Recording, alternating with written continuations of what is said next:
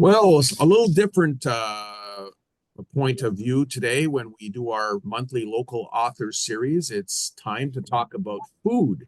And just finished a book, and it's not just a cookbook, it's a story beyond a cookbook. And the author, Ilda Dabda, is with me today. And the book she wrote, it's a tribute to her mom, her late mom, Solange, and it is called Inspired by Solange, Inspiré par Solange. It's a bilingual cookbook with a slew of traditional, flavorful recipes. But what I like most about the book is, besides the ingredients, Ilda, there's amazing background stories. You in this book, I really got to know you, your family, and your late mom. So first off, why don't you tell us why you decided to write this book? Um, I decided to write the book, honestly, not to sound too mushy, but because we were only 18 years apart and we did everything together, I didn't know how to manage without her, not on a day-to-day basis, but she was my best friend. We cooked together mostly every weekend. And I just needed to feel her beside me. So this really helped. Uh, how long did it take you to write this book? Like, how long ago do we talking about when you started working on the project? Well, we started, my daughter and I actually started discussing it about 3 years ago.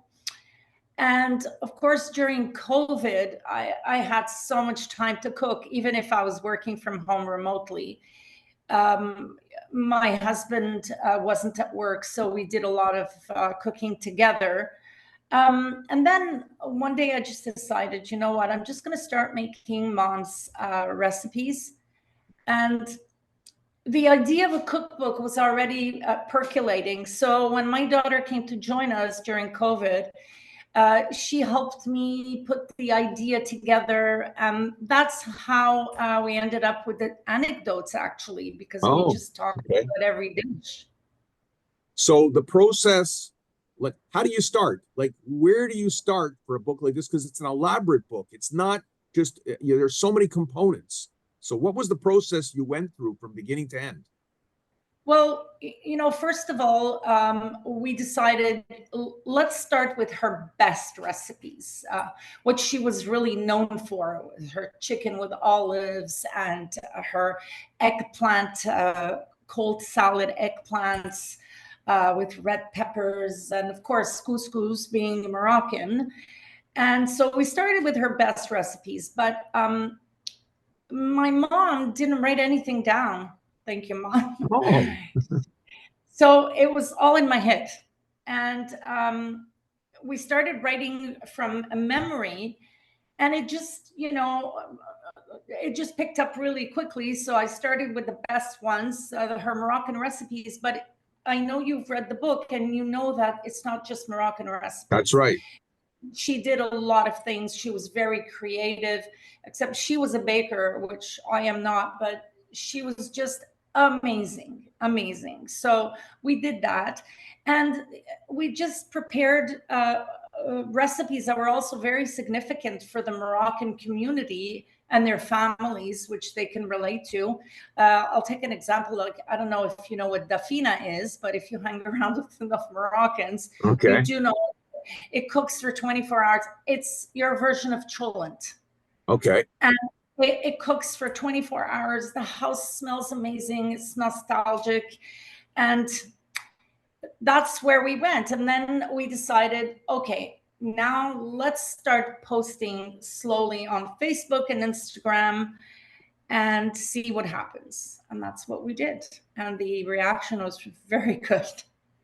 So it was actually published when? When did the first books come off the printing Uh, press? we launched on December 5th. Okay, so very recent. It's very recent, right before Christmas, because we wanted, um, people to buy and give gifts, whether it's Christmas, Hanukkah, whatever, and that did Yeah, well. right, right. Can you pick the book up for everyone and show us how beautiful it is? And And maybe just sip through a couple of pages to show us quickly. Well, honestly, Mike, my favorite part is the back of the book. Oh yeah.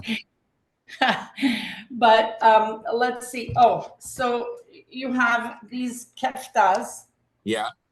with a creamy lemon sauce. Yeah. And then this is quite delicious. It's eggplant Right. that's put in the blender. But what I did is I added very crispy chickpeas, which I roasted red peppers, put Right. everything together, cumin, lemon. Right.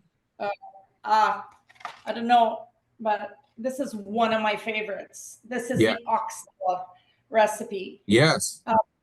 It's just delicious. And honestly, you know, when they tell you that you can cut it with butter, you can. And guess what? My mom was not an Ashkenazi, but my father, loved matzo ball soup. Oh yeah, who doesn't love matzo ball soup? I'm getting so hungry right? just listening to you right now. So what she did is she perfected it, and then she went beyond, and she started stuffing the matzo balls, and you know, it was always very fresh chicken broth, and just amazing, just amazing. You want to see more? I'm sure a lot of people will be looking for that matzo ball recipe for Passover. Look, I make it honestly on a regular basis because it's so comforting. It's everything. It's Right. just everything. Yeah. You know? It's I buy it when I can, but it's something I've never ventured into the kitchen to try to create. But honestly, it is. If you look at the recipe, Mike, it is the simplest thing.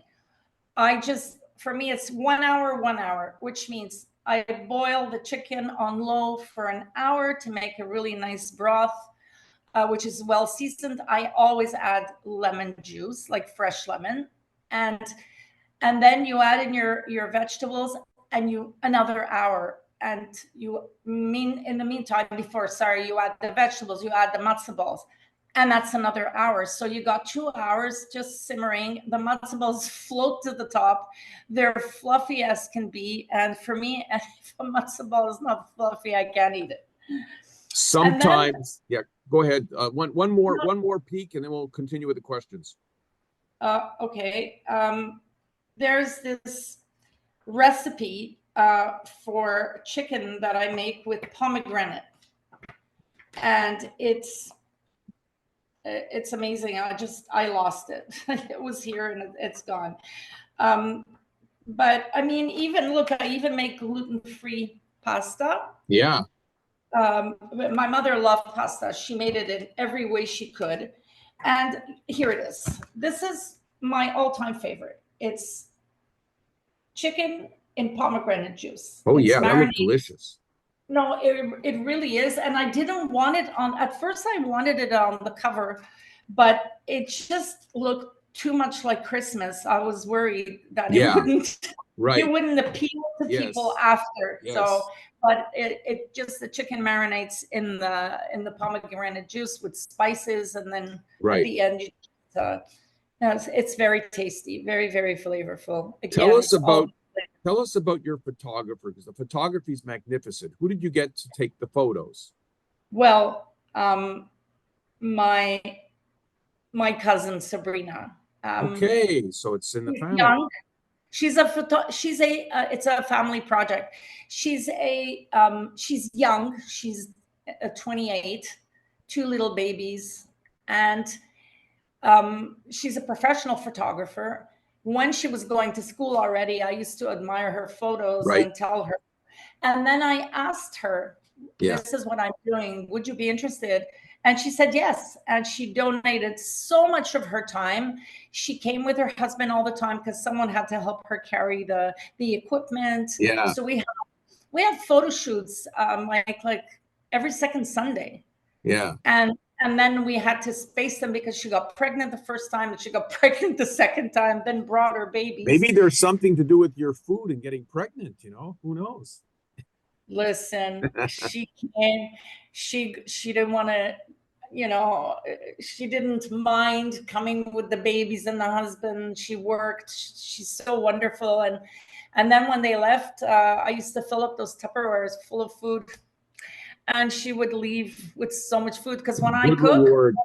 when I breathe when I smell the food, it's like I'm eating, so I'm no longer hungry. And so I would just give her everything. She was happy. Yeah. But then there's my daughter, who's a senior creative writer. What's her name, your daughter? Nina. Okay. That's David's favorite girl. Nina helped orchestrate this whole project from thought to execution. And then my sister, who I honestly, I never thought that she was going to go in full, spent so many hours, Mike, on this project, and she lives in Houston. And if she just turned out to be the truest project manager, and if it wasn't for her, because she kept it going and going, if it wasn't for her, there would be no book. Amazing. So it's a real family, yes, real family effort. Right. But not last but not least, is my husband. Yes. What's his name? Gino. Gino. He's a veteran restaurateur and a sommelier. So he wanted to contribute, and he said, you know what, why don't we do something no one does and add a wine pairing, because that's his specialty. And that's what we did, and people love it, because a lot of people don't know what to drink with a certain dish. And so he paired every single dish, except I think one or two, which you just can't, with wine.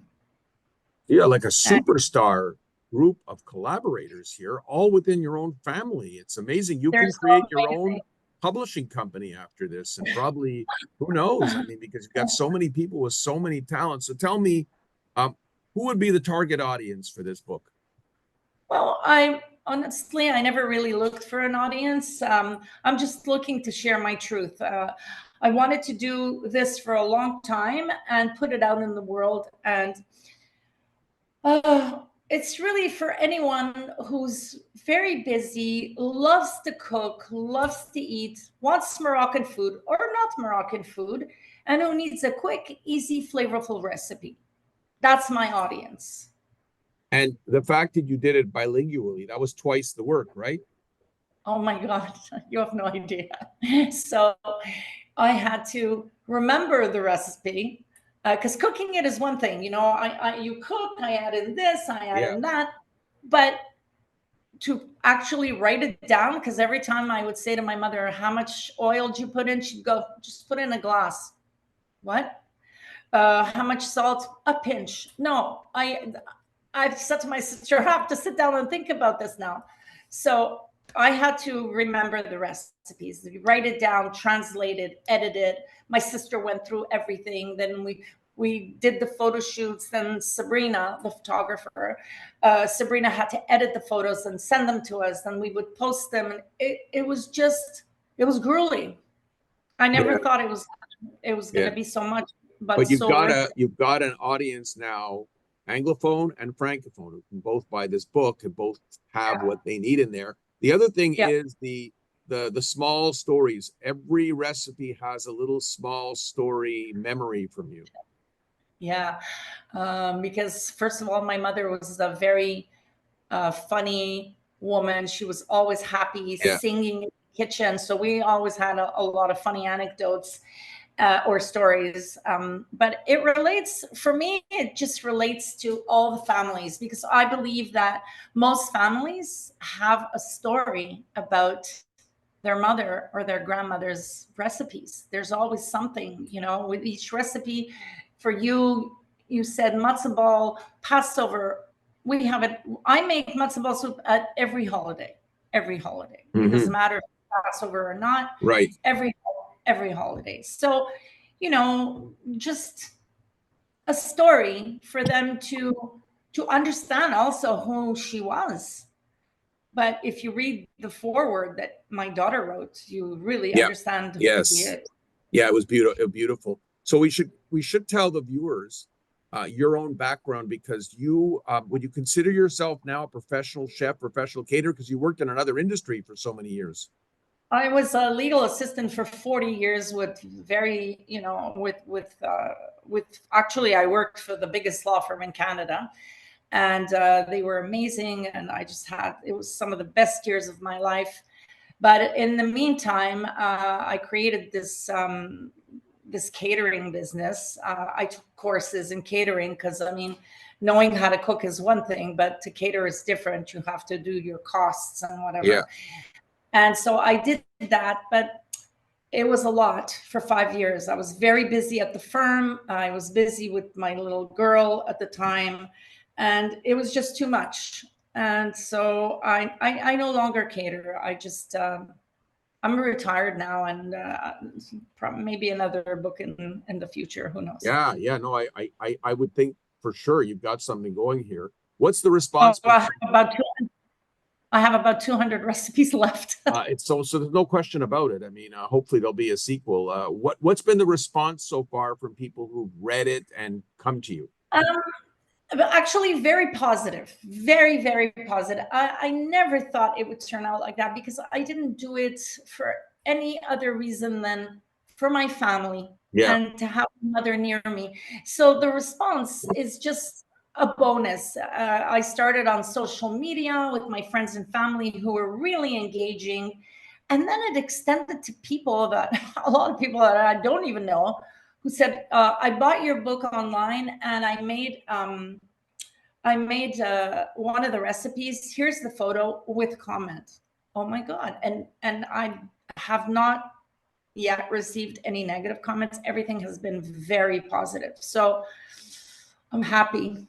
And family and friends were extremely touched to see my mother's work. Well, I'll tell you, in my district, in Cote-Saint-Luc, District 2, right at the corner of Kildare and Cavendish, they're looking for the building. They're looking to open a nice little cafe. They're looking for someone. You'd be perfect to come out of retirement and run the cafe and just serve all the delicious items in your recipe book. Interested or not? We can't sell you. Not really. I'll tell you, I'd rather do volunteer work. Honestly, my husband's been in the business for over 40 years. Yeah. I was just kidding. He comes out of hotel school and with honors. He's one of the best wine connoisseurs in the city. The wine people love him because he really knows his stuff. I've seen him struggle. It's a very tough business. Oh, yes, for sure. Very, very tough. No, it's not for me. If I was 40, maybe. But I thought you were 40 when I first met you. So, you could have fooled me. That's really nice. So where can people get this book? You can buy the book at the Édition Mont-Royal. So that would be www.edition, in plural with an S, Mont-Royal, all in one word.com. Okay. And I'm also on Facebook and Instagram. Like we post maybe 2 or 3 times a week and sometimes more. So people can follow me and share my posts and see what we're doing and what we're also doing to promote the book, but maybe see our new projects that might come up because my sister and I are working on something new. Right. And is it available at any bookstores itself at this point, or will it be? No, we're not in bookstores for reasons that my publisher thought that he would prefer it online. They created their own website. You can order through there. I mean, we ship all over the world. Okay, terrific. Well, we're going to see if the Cote-saint-Luc Public Library can get a copy and make it available for people to take out. And we'll look at other angles, but it's a very exciting project. I'm very pleased that you were able to join me today. And in the description of the video, we will tell people how to get the book. So we'll make sure we put that in the description. So thank you very much. Good luck to you. And I hope this is only the beginning of our connection. Thank you, Mike. Thank you. All right. Ilda Dabda has been my guest talking about her fantastic book, Solange, inspired by Solange, Inspiré par Solange.